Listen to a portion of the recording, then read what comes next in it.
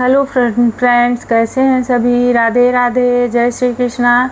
तो फ्रेंड्स, आप सभी जानते हैं कि हम लड्डू गोपाल से जुड़ी हुई और भगवान भोलेनाथ से जुड़ी हुई सारी वीडियोस बना के ले आते हैं। तो आज भी हमारा यही इच्छा थी कि एक कुछ जानकारी अपने फ्रेंड्स को, अपने फॉलोअर्स को, अपने लड्डू गोपाल के भक्तों को, भगवान के भक्तों को कुछ समझाएं और बताएं कि जैसा कि हम लोग भगवान को भोग लगाते हैं, आप सभी जानते हैं 56 भोग लगाते हैं। तो 56 भोग लगाने के लिए हमें घर पे नहीं तो बाहर से हमें सामान की, सामग्री की व्यवस्था करनी पड़ती है, क्योंकि अभी हम लोग इतने समर्थ नहीं रहे। समर्थ का मतलब पैसे रुपए से नहीं है, क्योंकि अभी शारीरिक श्रम सब कम करने लग गए हैं, नहीं हो पाता है।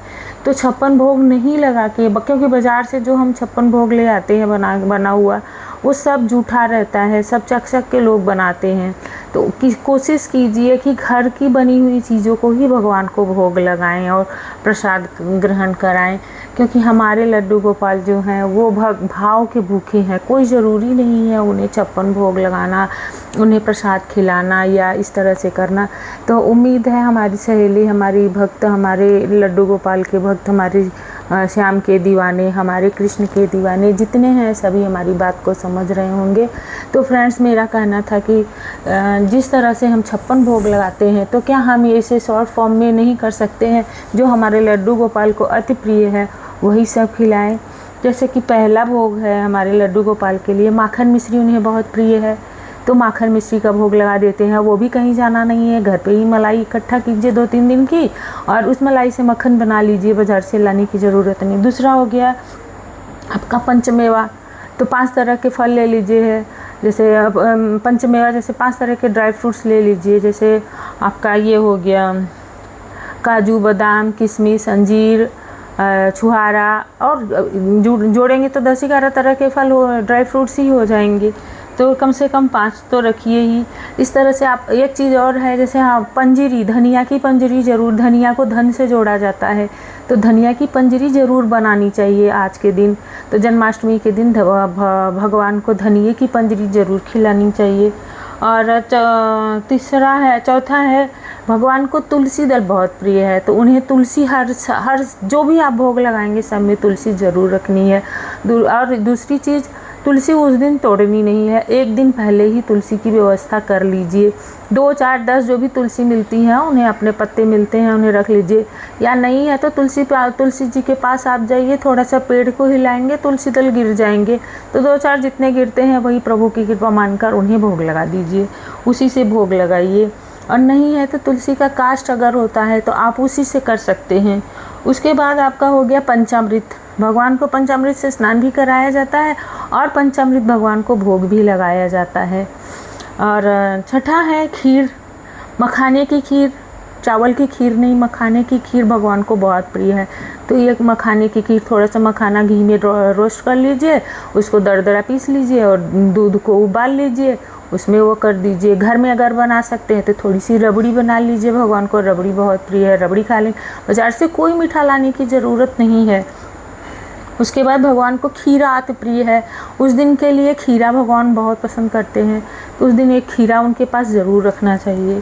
चौथा, उसके बाद आ गया नारियल के लड्डू।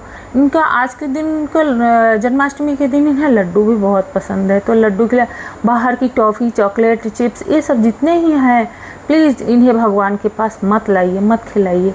आप भगवान को हाथ जोड़ लीजिए, उतना ही कर लीजिए, बहुत है। कोई ज़रूरत नहीं है बाज़ार की कोई भी चीज़ खिलाने की, क्योंकि बाज़ार में सब मिलावटी मिल रहे हैं। सब, हम नहीं कहेंगे भगवान सबका घर चले, सबका अच्छा रहे, और अगर सब अच्छा बनाते हैं, अच्छा बेचते हैं तो अच्छा है, नहीं कहीं भी अच्छा होड़ लगी हुई है, मेरा ज़्यादा बिक जाए, मेरा ज़्यादा बिक जाए, मेरा अच्छा हो जाए।